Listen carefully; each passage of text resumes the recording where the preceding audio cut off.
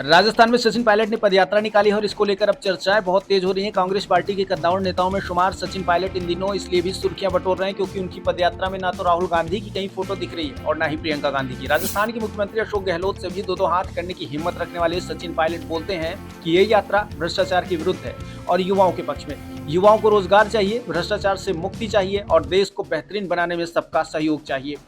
अपनी ही सरकार के खिलाफ जनसंघर्ष यात्रा निकाल रहे पूर्व मुख्यमंत्री सचिन पायलट ने मुख्यमंत्री अशोक गहलोत और उनके समर्थक नेताओं के खिलाफ जमकर हमला बोला है। पायलट ने तल्ख अंदाज में गहलोत के आरोपों का जवाब देने के साथ ही पूर्व सीएम वसुंधरा राजे पर तीखा हमला बोला है। पायलट ने कहा कि जब मैं पेपर लीक और बीजेपी के करप्शन पर बोलता हूं तो लगातार मुझ पर आरोप लगाए जाते हैं। पायलट ने शांति धारीवाल के उस बयान पर भी करारा पलटवार किया जिसमें उन्होंने कहा था कि गहलोत ने बड़े बड़े नेताओं को निपटा दिया।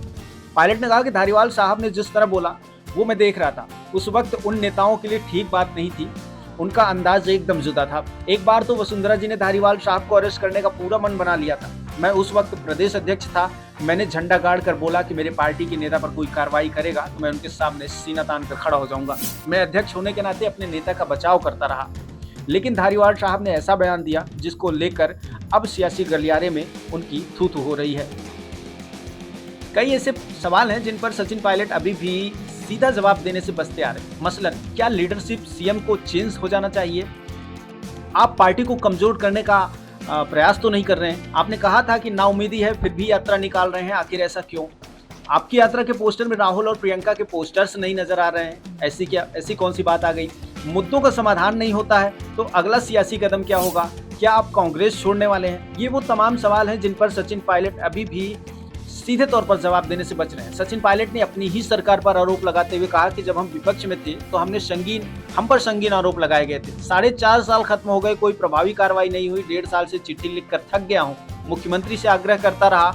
जब मैं बीजेपी सरकार के करप्शन की बात करता हूँ तो उसका कोई जवाब नहीं मिलता है। कुछ लोग पेपर लीक कांड के बड़े सरगना है, कम से कम उन पर जांच तो होनी चाहिए। जब मैं करप्शन को लेकर आवाज उठाता रहा, पत्र लिखता रहा और किसी भी नेता ने इस पर कार्रवाई नहीं की तो मैं मजबूर होकर इस तरह के प्रयास कर रहा हूं। उस समय के प्रभारी अजय माकन को भी मैंने कई बार चिट्ठी लिखी, मार्क की, एक दिन का अनशन किया। अनशन तो खैर गांधीवादी गतिविधि है, इसके बावजूद कुछ नहीं हुआ, आखिर क्यों? मुख्यमंत्री के धौलपुर के भाषण में कुछ खुलासे हुए थे, उसके बाद मुझे लगा कि शायद सीएम साहब की इच्छा शक्ति नहीं है या फिर वो मजबूर है, इसलिए कोई कार्रवाई नहीं हो रही है। लोगों को मन में विश्वास होना चाहिए कि हम लोग गंभीर हैं। पेपर लीक के इस पूरे तंत्र में जिनमें कोचिंग सेंटर भी शामिल हो सकते हैं, आरपीएससी बोर्ड हो या निजी संस्थाएं हो, उनकी पूरी जांच हो ताकि लोगों के सामने बिल्कुल स्पष्ट मत रखा जा सके।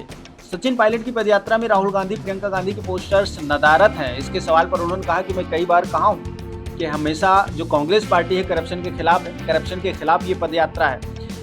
इस तरह से उन्होंने सही और सटीक जवाब देने से खुद का बचाव किया और उन्होंने ये कहा कि हम युवाओं के लिए ये यात्रा निकाल रहे हैं और तमाम अन्य मुद्दों पर चर्चा करते रहे, लेकिन सीधा जवाब नहीं दिया। तो अब आपको समझ में आ गया होगा कि राजस्थान सरकार से सीधे तौर पर बगावत करने वाले पूर्व उप मुख्यमंत्री सचिन पायलट अब आर पार के मूड में नजर आ रहे हैं। उनकी पदयात्रा को जन समर्थन मिल रहा है। राजस्थान में एक समय में एक अलग इतिहास लिखा जा रहा है।